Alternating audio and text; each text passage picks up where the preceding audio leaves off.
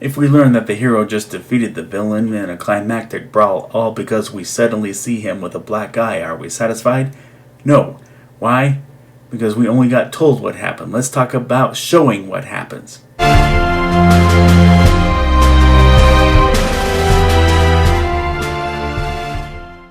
Hello, welcome to my channel. KC, that's me, Kerry Chugg, the Sledge storyteller, here to talk about the wonderful world of storytelling and to open up discussion about how we can tell the best stories we possibly can. The principle of show, don't tell demands an in-depth look to understand. The quick gist of it is that the audience witnesses what is happening rather than simply narrative exposition. Now, I try to minimize my use of copyrighted material under the Fair Use Statute to illustrate a point, but for good or for bad, I have imagery of my own as an example of hinging too much on exposition during a time early in my development as a writer. As I said before, the character Sledge is a redesign, but first here and the first 2 pages, drawn by the very talented Spencer Douglas, and he tells me that he still had a ways to go on developing himself in the craft, modest to say the least. But here's my character introduction as follows. A legend has swept the humble city of Rockton of a seemingly invincible crime fighter who combines the names of the mighty bear and the soaring hawk to become Brock. And he has proven worthy of such a name. He has overcome his criminal opponents with brute strength and takes to the air in majestic flight. Furthermore, he has proven himself bulletproof. Knives, swords, even axes cannot penetrate him. He even came out of a pile of bricks dropped on top of him. His identity is a mystery to the people of Rockton. Even some say he is from another world. Now, I've never lost my love for the flavor words and phrases used here.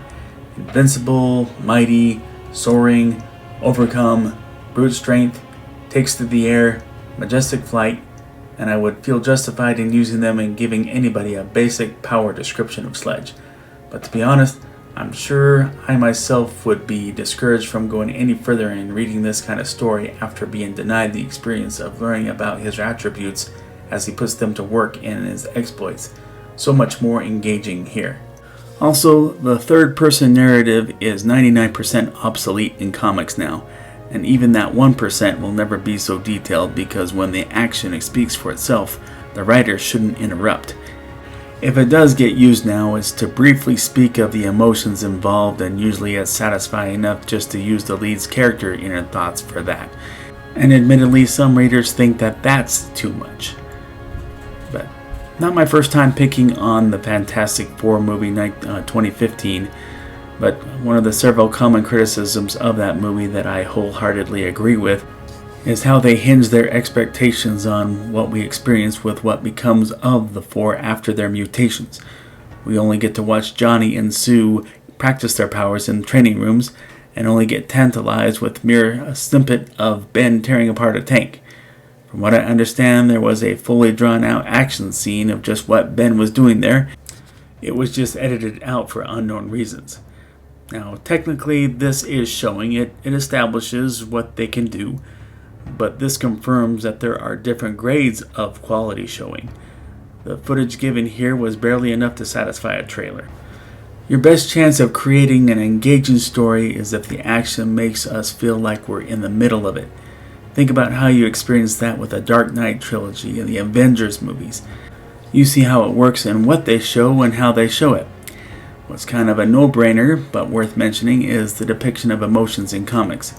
Writing comics involves the description that you give an artist, and I have learned that oftentimes you need to expend that extra sweat in indicating what the character's emotions are. If he or she is scared, add sweat, paleness, and wide eyes to the description.